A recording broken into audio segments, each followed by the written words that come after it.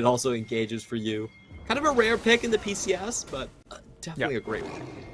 Yeah, and it's such a nice pivot as well because you early picked the Gwen as the first pick of the draft, and then you go ahead, hold on, and just say, hey, you go ahead, double ban us in the jungle. That's too bad because we'll just move this Gwen into the jungle role. Taco very comfortable on carry champions, of course, and now, like, you get a solid matchup with the Sion in the top lane. Certainly not exactly like an insane matchup for Sion, but he's able to survive, and that's really the key thing because you want to play around this Jinx. Love that Hurricane Gaming are already playing with purpose right out the gate. Stacking up S4, trying to get a catch. Very common when you see this sort of Karma Olaf setup. But Impunity seem wise to the shenanigans. They had one person standing Pingway in the bottom side brush, and they also have this inner tribe warded. So Impunity have done their due diligence. It looks like Hurricane Gaming might be still opting for a late invade. This could be very deadly because Impunity are all here. They're still going in after They're committed. scouting the This is a ward. four-man knockup. This is a four-man knockup. Oh, Just kidding. they only got the one man, but that's a huge loss as Alio has to walk back to his own jungle. At the very least, it's not going to impact Alio too much. The big thing is, because you already killed Enhao, bot lane isn't going to be able to get priority. Well, actually, because, Alio's starting bot side, so maybe it doesn't have an impact because you're not going to look for a late invade to try and punish a low health bar Olaf. However, it does mean Taco's saying, hey, we'll just sneak away this top half of the map and steal away what we can up here. Yeah, very well done there. They had the wards early in the enemy jungle, so they know where Alio has started. But Cha-Cha is going to try and stop this one. Good Taco is board. level 2, though. This could be a fight brewing on our hands. Cha-Cha will force a little bit of damage onto Taco. Taco does get the smite down. They could it probably will just turn evolve into a 3v3. wait! A preemptive flash from ICU. He catches out. Taco takes him down, and the fight is on. Alio going in with the ghost. Will slow down Faith, and ICU picks up another one. Hurricane Gaming rebound from a terrible start. And man, what a massive win there because of the fact that, yes, Taco got first blood, but what were the consequences of that first blood? Really nothing. You just die there, but Taco doesn't get a chance to spend that money, so he doesn't have the extra damage stats to, clear faster or do more damage when it comes to just fighting champion to champion. And he's on the red buff the entire time. Cha-Cha's not worried about the damage turning onto him. And ICU, he's just too big brain. He flashes over to the wall knowing Taco's coming over. I think he was hoping for a chance to just punt him back towards his team, but it doesn't matter because he's on the right side. And Faith, with this Ahri pick, not very good early on. You don't have the levels for when your orb really starts doing damage, so he just kind of is there to die. Yeah, very unfortunate for Faith trying to save his teammate right there. ICU gets every last bit of damage, gets a shock blast before the flash, and then goes down to chase down for the kill. That was beautiful, and this is why I love watching ICU. I've made it very clear. I think the rookies to watch this split are Criscata and ICU. Those are the two names you want to know if you want to pay attention to who are the potential talents that are up and coming in the PCS so far, showcasing some good performances. In the meantime, Cha-Cha, who has had lane control, is going to be poking in. I believe he does spot Taco out here as the pings do go down from both sides. He's dropping a ward right on top of Taco, though. That one is going to be a little bit hard to defend. He will have some help from Alio. Alio's still level 3. Oh my god. He's going to run straight down. Nearly going down, but Pingway might be going down first. Now Blaze has to run away, holding on to his flash. He will take the undertow, but so far is fine, and Taco will make sure that his AD carry survives.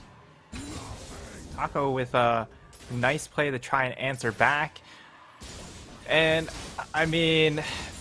with the second kill not going down, that's actually really, really nice there for the side of Impunity. Although, Hurricane Gaming or Olio able to get that Scuttle Crab means he is able to hit level 4 and he goes straight onto this dragon. I think Ocean Dragon is probably one of the harder hitting dragons here, so that's why he needs his team to come over to help out. Otherwise, he would have executed to PvE once again. Yeah, that slow is definitely one of those things that really hurts Olaf early on. It kind of wants his passive, so we're going to take another replay of that scuffle into the bot lane. It was a straight up 2v2 to begin with, but the target focus being a little bit better here from Hurricane Gaming as they kite out into the full minion wave. Bang2 goes over. Bang2 was about to let Blaze go, but thinks better about it. Stops hitting the minions, goes forward, nearly gets the kill, but doesn't get the flash in the end there. As we come back, it does look like blue was still secured on the side of Hurricane Gaming. Yeah, some really nice play coming in from the Hurricane bot pops side. the ultimate, Okay, wants to go for the kill. He does have the ignite already, but I can't find the last decimating smash. Good from ICU. ICU able to get out of there. Feels good for him, and of course he has the first strike, so he's trying to farm up as much gold as possible in this situation. And how now making a roam over the mid lane, allow Cha-Cha to get that reset off without any consequence, as he is really out of mana. So and how making a nice little roam there, knowing that bot lane is probably not really going to come under threat. And I mean, for Impunity, when they took that bot lane trade, it was really just a mismanagement of the waves, right? They just take so much damage, or Pinway does, from the extra minions that were coming in, and because of where he's fighting so far forward, they don't get the help from their minions. Yeah, and he's not running Aftershock, going with the Glacial Augment instead. Very good at catching people out, not so good when you have to face tank. So we have the level 6 spike coming in from Bang2, and you can see Blaze instantly backing off. That's definitely a one-shot potential, as he doesn't have the heal there. And Quiet in the meantime, no surprises from him. He's going to go for a more standard build, of course. We all wanted to watch some, I would say, more interesting Scion builds, but this is definitely the more... Exactly. I love the lethality Scion build. It's so funny, and it's actually been proven to work even in High Challenger. I will say, though, the tank build is definitely more fitting for the composition, especially against the poke. It's a lot more consistent, too.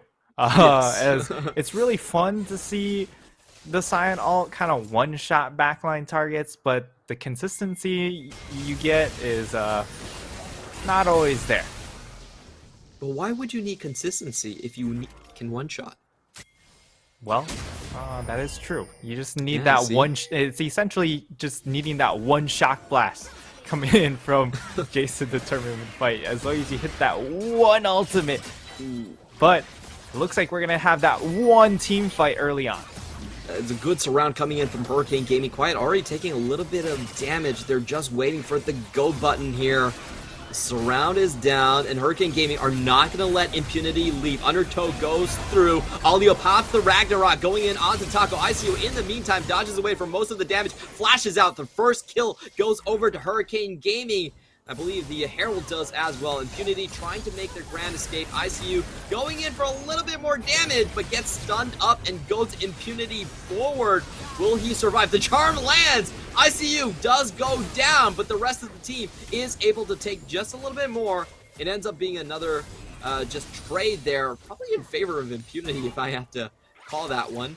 In the meantime, Blaze and Bang2 having a bit of a scuffle, and Impunity actually are the ones to secure the Herald.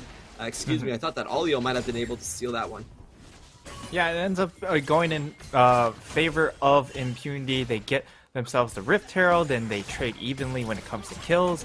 They even get an extra plate down in that bottom lane. We'll go ahead and watch that replay here. As it's just a split focus coming in from both of these teams. However, one target has a way to run out, and that is ICU, whereas the other target has to run, or he's just stuck in the pit. However, the side of Hurricane Gaming, once more, they show that there is communication issues with this squad, right? Because ICU, he knows that they can push for more. The rest of his team are kind of settling for less in that moment, and it isn't until ICU overcommits that they're going, oh, okay, we should probably join this play as well.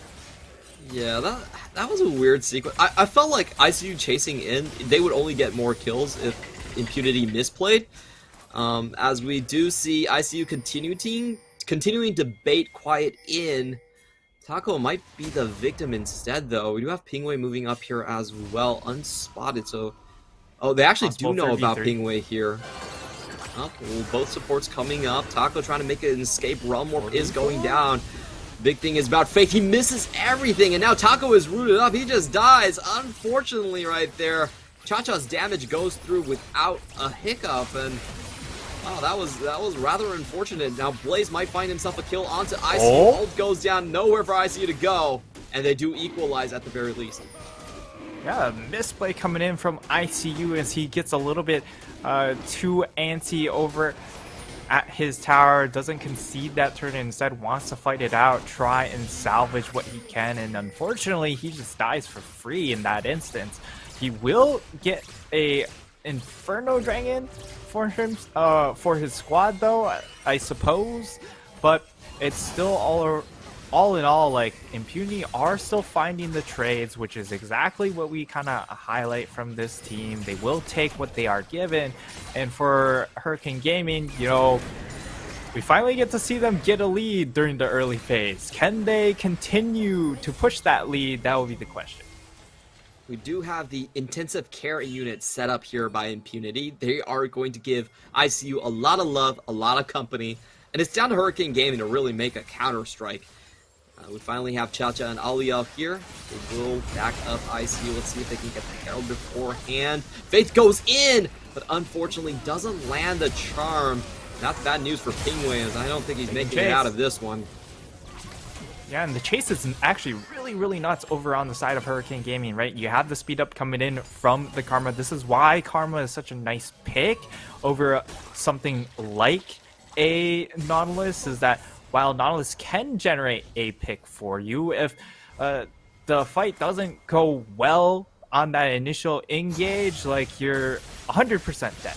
And the Karma just punishes that squad very easily, because then everyone else is almost overcommitted as well. So the chase is going to come out, and now we have Quiets revving up from halfway across. Here's the drift, map, and they find the needlework. They don't get the stun down, but it still will be a kill. Pretty cool nonetheless. I love it when Scion players are willing to just start the roar and just charge down the river. Like, because as an enemy, you hear that sound effect from very far away. That's just the confidence Quiet has in making sure that kill is secured. Absolutely, and that's the big benefit of having a Scion, right? Is that you do have that long-range engage power coming in from that ultimate, and against really a squad that doesn't have a defined tank, that's going to be very helpful. So that's why they drafted this into their composition, but now bot lane could come under threat for the side of Impunity. A 3-2 developing right here. Looks like Impunity want absolutely none of it. They back off, handing over the tower. Again, it's all focused on ICU. ICU, I would say, definitely has seen better days. I think he should have seen Quiet. Oh, well, now he sees him for sure, and he's just trying to clear out the wave, try to find the 1v1 while Quiet cannot interfere. Does do a lot of damage, and Quiet does not find the slow, so ICU actually outplays. Well done. Yeah, very well done from him. Gets himself extra gold as well, of course, with the first strike, you know, so he essentially gets 2 or 3 bonus minions from that trade. As we are going to see, of course, tower plates. It's really a flip of sides for both of these teams, and because they were able to trade somewhat evenly with the plating, it means that Impunity has been able to keep this gold lead relatively close too. I would venture to say that this is probably the most cohesive game we've seen from Hurricane Gaming.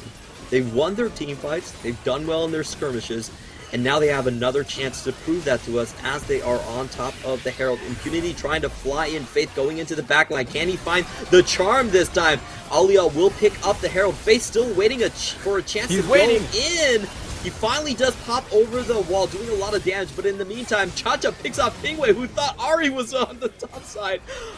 This is a little bit scattered from both sides. We do get a kill from Blaze. He's going to get excited. Cha-Cha walking around the roof again. Double kill to Blaze. He's going to clean this one up. He's so low, but he does fall down in the end. Bang2, now with the Conqueror fully stacked up, finds himself in a solo versus Faith, but he gets help from the Quiet Zombie, and that's going to be an ace for Impunity. Oh, Clement, I don't want to see the replay. But we need to see the replay to see how that happened, how that fight actually happened, because for the longest time, Faith takes the Hex Gate over behind the Dragon Pit, and he essentially waits for half the fight to be over before he decides it's time to fight. Because we get to see him go over the gate, he's kind of just stuck waiting, and then when he goes in, he charms, and I mean, conveniently, Aliel actually sidesteps, and it hits a much better target than the Olaf, but it's just pandemonium, right? It's just absolutely bedlam inside this Rift Herald fight, because no one really knows what they're doing, and I think that really benefits Hurricane Gaming. Yes, they come out 1 kill down, but if everyone doesn't know what they're doing, that will benefit Hurricane Gaming, who really haven't known what they've been doing this entire split. That is probably the most difficult concept for my brain to like wrap around. Like if neither team are playing well, then Hurricane Gaming is doing. Oh well. However, we do have Impunity that is now grouping up in the mid lane. They're going to push this tower down with or without any minions here. In the meantime, we have top tower trade, just putting even more gold into Cha-Cha's hands there. And I thought it was kind of weird, because I actually felt like Hurricane Gaming won that. Like, Faith took so long to engage. Yep. He actually juked Pingwei into his death, because Pingwei thought that Ari was still on the top side. And then Enhao just face checks into a brush. Like, it was really weird, because I feel like Hurricane Gaming should have came out so far ahead of that fight. They don't. Impunity take the mid lane tower instead. Now Faith walks himself into a 2v2. Let's see if they can take the fight the entire way. Faith does know what he's doing. He gets the kill. Taco with Conqueror's charge up is going to get another one. And Impunity has officially came out of the mud. They are the kings of the Rumble. They're getting up on their feet, and they're starting to dominate. Yeah, and the big thing has been, while Hurricane Gaming, they try and play around the top jungle 2v2, Impunity are very, very used to playing around the top jungle 2v2 as well. And in this case, or not the top jungle in that moment, of course, but it ends up being mid jungle. But when you compare where a lot of the gold has been going, for Hurricane Gaming, it's been going into Cha-Cha, so playing away from him does not feel good. And that's why they end up losing that fight, because while you want to play around ICU, where he is in the game doesn't match where he usually is during the game. He's not really doing that much damage. We have Quiet pretty well farmed up. He's less than 10 CS behind at this point. Has his mythic and tank item. And I'm a little bit flabbergasted that we didn't see Hurricane Gaming with a poke composition trying to set the Herald mid. Like, usually, you know, setting up sieges is what poke compositions do, but you can tell how much emphasis they place on ICU. They need that man ahead. He has been one of their better players and one of their core carries, so they're playing outside of the purview of their composition just to force feed this Jace. Very interesting tactics. We'll find out if it pays off in the end. But right now, we are going to go into a sort of a scuffle for this Drake and for this side of the jungle here. I really don't want to see Hurricane Gaming fully engage without landing some of that poke now that they have that Mirror Mana completed. Yeah, some big power spikes coming in. They're getting close to the Mirror Mana complete on Bang2 as well. That will be a big boost to his ability to output damage in these fights. And with 90 seconds left before that next dragon comes to spawn, I think Bang2 should be able to get the evolution by that point. And for Hurricane Gaming, they would love to find a pick before that fight truly breaks out, because again, in the all-in, Impunity would have the advantage in that regard. But the range advantage is still there for Hurricane Gaming. You have a Karma, you have a Jace, you have an Ezreal, so you have to play elusive around these Karma shields and around the Shirelias to really be able to showcase a difference in compositional here. Alio just walks straight towards Faith. Doesn't take a lot of damage, maybe trying to force out the ultimate, but doesn't get it in the very end. And we kind of return to a standstill. Yeah, for Impunity, it's going to come down to that first CC target, right? You have the Scion ultimate, Scion engage, you have the Scion knockup as well. If they kind of just walk up into Fog of War, it's very easy, of course, to hit that knockup. And then you also have the Charm and the Hook. So this comp's going to be a little bit more reliant on getting the first pick to get that reset and really snowball the fight afterwards. Or it's about Taco being able to get access into the back line to chase down these targets back there. I love watching teams playing against Scion because it's a true trust fall moment. You have to see who is willing to tank one for the team and actually stand in front of the train. Looks like Hurricane Gaming actually are not going to stand in front of the train. They aren't even going to go near the tracks. They just kind of back out. No poke done either. So it's interesting. I felt like they could have gotten a little bit more done there, but this is probably the safest play. Yeah, playing it perhaps a little bit too passive, and I think again it plays to the fact that maybe Hurricane Gaming just not all on the same page here, and don't fully understand how they want to play out this composition. And for the side of Impunity, we've always said they have an idea on how to play the game. They don't always get the execution perfect to a T though. And so far, it's when the mechanics don't become as much of a problem as it is going to be against Hurricane Gaming, then they are able to shine a little bit more. Very interesting trade of ultimates here. I'm not really sure what Blaze wanted to accomplish with the Super Mega Death Rocket. Like, if he shot it into the fountain, I can sort of understand. He's like chancing for a kind of like a Baron call. But he shot it sideways, so not really sure what that one was for. It is a pretty low cooldown though. He almost has it up once again, so I guess it doesn't matter all that much. As we do have Hurricane Gaming now trying to position around Baron completely. They do have to be very careful about that Hex Gate though. Sending Taco into the backline is super easy on this current map. And we do have the move in from Impunity. Let's see if Hurricane Gaming can finally get some poke before the big fight does start. Quiet is going to lead the charge. They find the slow onto Bang 2. Shockwave wow, comes look at that in. damage. It did nothing. As we do have Taco trying to face check here. Out. Bang 2 doesn't land the ultimate either, so yeah, a lot of whiffing on both sides, but Impunity has effectively taken control of the closer route to Baron. But they have a death bush. Maybe. Quiet is so tanky. Now, finally some damage that they can't just heal out of Taco. Down to half HP. The red buff is going to be the target that they fight over. Alio goes down instantly.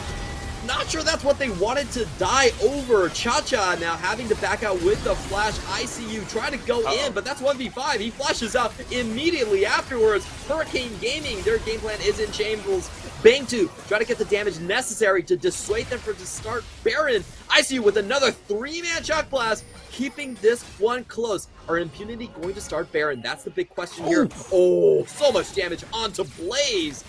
That's probably going to be a no, and Hurricane Gaming know it. They are going to go down mid lane. Quiet doesn't have the ultimate anymore, so he doesn't have the onslaught to charge in. Look at the poke. Lacking engage. I think ICU has managed to stall that plan off.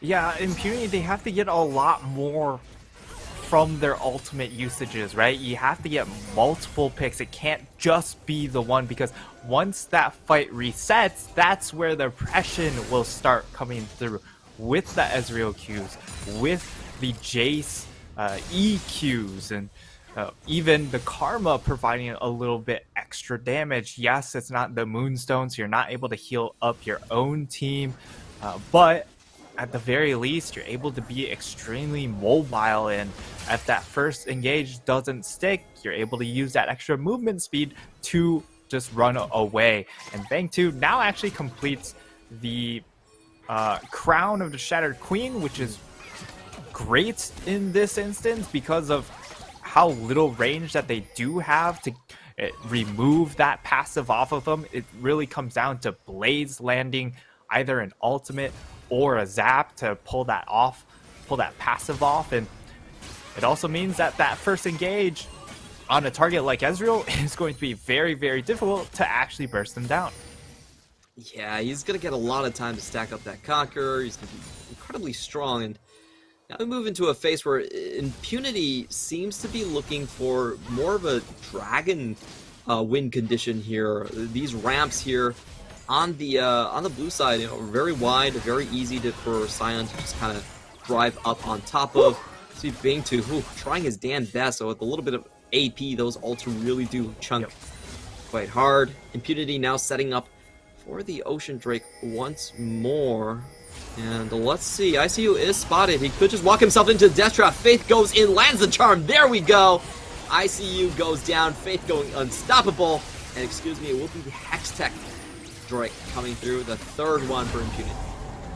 Yeah, that was you know, once again, unstoppable onslaught going for no targets there, as Alio would be able to get out of that regardless with Ragnarok. But Impunity have decided to go straight from buff to buff and start this Baron. Once again, communication playing a big factor in that move. Is ICU, he's the one to approach, and the rest of the squad's just not there. Bang 2 has the ultimate available. He can get it across a really nice section of the team here. Half of the team just went into... that was interesting. Enhao goes into the pit. So does Bang 2. And Hurricane Gaming actually... they pull off the rear guard action. They get out on both sides. I'm completely amazed that they were able to pull that one off. I felt like it was a really questionable realm warp, but it worked. Questionable realm warp indeed, but Impunity, it felt like right when they got the Baron, they were like, alright, let's not risk this fight. We don't know how much damage we could potentially just eat, because again, we're taking damage from Baron, so resistances getting shredded. You know, it's a bit of an AP Ezreal coming out with the Shattered Queen, so he is going to do a lot more damage than what you might expect. And when the resistances get shredded by Baron buff, it also means the Rise is going to do a lot more damage than you expect, because all of a sudden he can do damage instead of with just this tank build and kind of just walking at you. And Blaze takes yet another chunk of damage, doesn't have lifesteal out of his itemization quite yet, which means that the poke's going to hurt. Yeah, we have seen ICU and Bang 2 do a lot of damage, but so far it hasn't been as, I would say, clean as Hurricane Gaming might have wanted. We really want to see that sort of siege poke situation where they can continuously throw out abilities like they're doing now. I think Bang 2 is doing a great job, landing so much that he's already got his Conquerors to just charge up. That's what we want to see of the poke composition. Wyatt taking so much of it down though, and we do have this push with the empowered minions going through on double lanes. And ICU, I don't see this as a particularly worthwhile trade. He's going to trade 1 for 2 in the grand scheme of things, and he's still going forward. Very interesting move here as Impunity now just trying to protect their cannon minions. And wow, hold the gates! ICU is going to land, but Cha-Cha gets hit by the charm. is going to have to flash out. He's still alive, but Faith is after him. The unstoppable onslaught doesn't find a target. Alio is the one going down, and Blaze flashes in between two towers to get excited and take down the inhibitor. They have the 4-man right now. They find the damage onto Bangtu, and that's the most important defender. ICU comes down, rooted instantly, and dies. The Gambit falls apart. Impunity take the challenge, and they step up to the Nexus.